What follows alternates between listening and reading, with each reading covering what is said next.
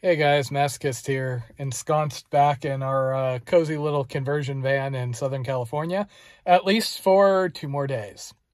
As I mentioned, the plan for the next month plus is going to be hiking something called the Condor Trail in Los Padres National Forest. This is another trip basically to get me in shape for the CDT, and of the trips I've done, this is going to by far be the most involved and the hardest. San Diego Trans-County Trail was about 150 miles. The Backbone Trail was about 70 miles, and I did that 70-mile thing down in San Mateo. This is going to be 409 miles, and it's not so much as a trail as a route connecting trails, some roads, and a whole lot of bushwhacking.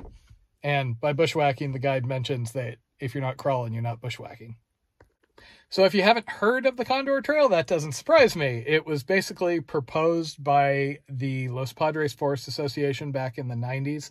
The idea being to have a trail that goes from Lake Piru in the south up to Botcher Gap in the north, and basically sticks in the wilderness as much as possible, avoiding roads, but not having the accommodations that things like the PCT have going into towns.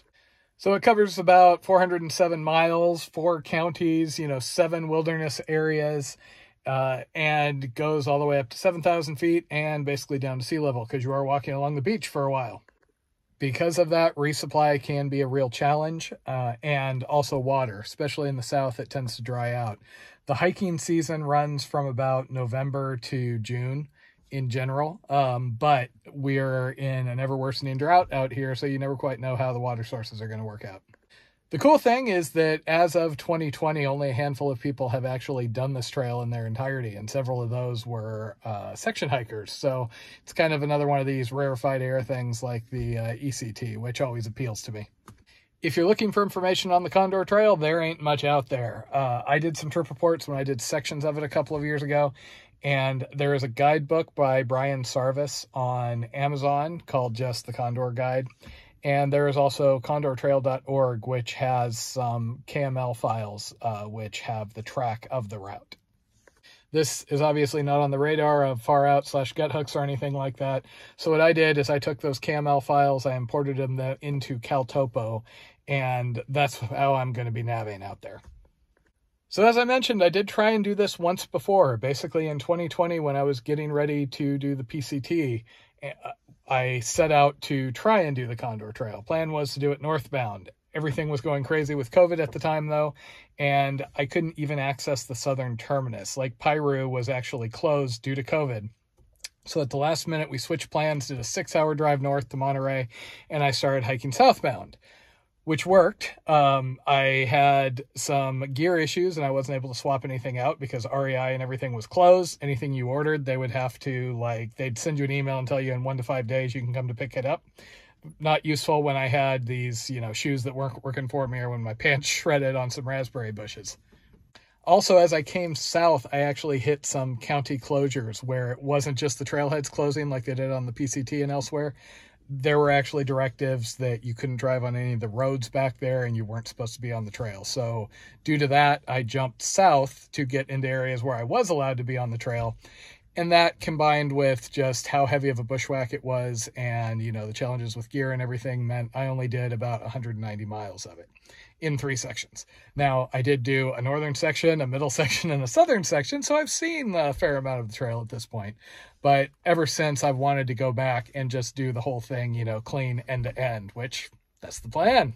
And in addition to not having to worry about COVID closures, shutting us down again, I'm a little better prepared this time. I was trying to do it last time with just the PCT gear I was planning on, which was a little lighter. This time I'm going in, full-on hiking pants, yard gloves, and branch cutters to help get through some of the bushwhack sections.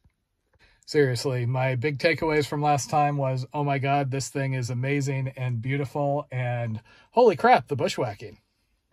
So the plan is Friday, April 15th, Taters and I are going to throw this van into storage and drive up to Lake Piru, spend the night there, and then Saturday, April 16th will be when we set out.